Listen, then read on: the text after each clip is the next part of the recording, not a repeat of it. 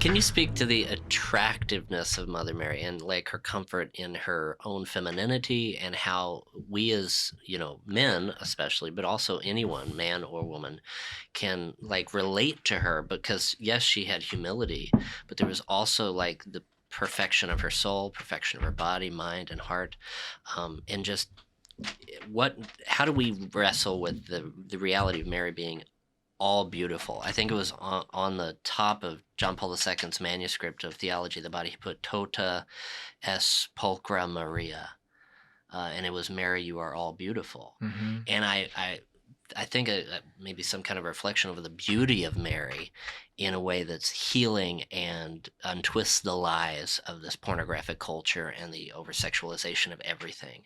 I didn't know if you had any thoughts on that. It sounds like you're giving the thoughts right now. That's what I was thinking. It sounds like John, you're giving the thoughts. Yeah, I didn't think about that. I mean, there's something to that, but it's just. So please continue to speak. I mean, this is the conversation. So that's very true. This is coming to your heart right now. So yeah, well, it's something that, like you said, it was hard to pray the Rosary, and for me, it was as well. For years, I would pray it for a while, for every day, and then I would miss a day or 2 or 3 or 8, and I would just get out of it for weeks, and I didn't realize that. And I always wondered why I struggled to really connect with the Rosary on that level, and then I started to subconsciously come to realize this, that Mary was a spiritual figure. She was someone important. She was Jesus's mom. I loved her, but I didn't feel attracted to her in a way that made me feel like she was my mom, right?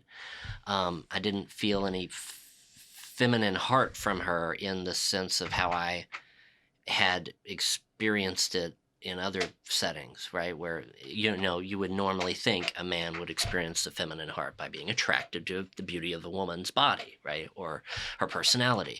And I just didn't have that with her. And so there was this sense of speaking to Mary like a person, just like I would speak to God. Like I got used to speaking to Jesus like he was a real person about 10, 12 years ago when I started praying more regularly on my own, taking ownership of my own faith.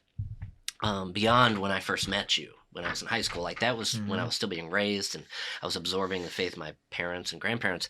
But in college was when I really started taking ownership. And so I started speaking to Jesus like he was real, like he was a real person. And I got used to that. I integrated that into my understanding. I came to peace about that, and it became natural. But I had not done that with Mother Mary until maybe the last year or less. And it was through, I think, the healing of my own mother wound and also other, mother figures in my life that may have made mistakes, that, you tend to hold grudges and you don't mean to. It's this subconscious wound that you're frustrated with this person for doing this to you years ago or for not doing this. And as I found forgiveness toward these people or enough confidence in myself, it was like she came to me in a different way. And it was that sense of the feminine that got my attention. Like I was able to talk to my mom and have really good heart-to-heart conversations about things from the past, of her grief when her mother died, and how I was, literally going into my teenage years right as she was grieving so intensely. So there was this, on some level, a rupture of my understanding of the feminine heart at that time in my life. And so the Rosary became more difficult, even though I remember as a kid praying it with my mom all the time. Right? So I think all of us have that on some level, in different ways. Why is it so hard to pray the Rosary? Because do we really feel like she's a person that you can talk to, that you can confide in, that you can listen and hear her voice in your own heart? Not just the litany of devotional practices that are good for discipline, but the relational practices that I think are important too. Just like you said, I love you, Mary, over and over. Right. So I think we get, so the conversation with the Rosary is there, but that should always be our complete, I pray to you the Rosary, Mary, and I don't talk to you the rest of the day. Right. To have a relationship with her is more than just simply that, right? It's talking to her. I like to say Mama Mary, Mama Mary. I forgot, somebody said that one day. I said, I love that title. So I always Mama. I like to, she's the mother, obviously mother of God, but mother kind of sounds kind of formal. And obviously, she's the mother of God. But sometimes, I just look at her when I go into the church and look up at a statue, I'll just say, okay, Mama Mary, I need some, I need some guidance right now. And of course, I always look over to St. Joseph too, but that's another topic for another day because St. Joseph is awesome. We'll Like, just bring you back for know, St. Joseph Day. Yeah, you've got to St. come back Joseph. for St. Joseph. St. Joseph is awesome, and the consecration hymn as well. Oh, and yeah. but yeah, just to have that relationship, just to speak to her, and just throughout the day, and just to when you're going to go meet someone, whatever. Like when I just anointed someone yesterday that should be dying any day now, and I remember just going and I always call upon Mary. Mary, you're here, you're present right now. Go hold her close to you, Mary. So it's not, well, I didn't pray the rosary when I was in the room with her, but there was calling upon Mary because I knew that she was right there beside that woman as she's preparing to go to the Lord.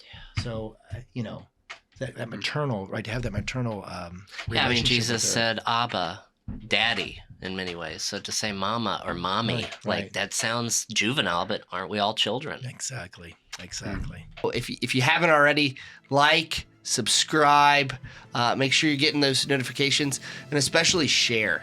Definitely share if you found some of this video to be helpful or in any way insightful. Share it with others, so that'll help us out a lot, help our mission out.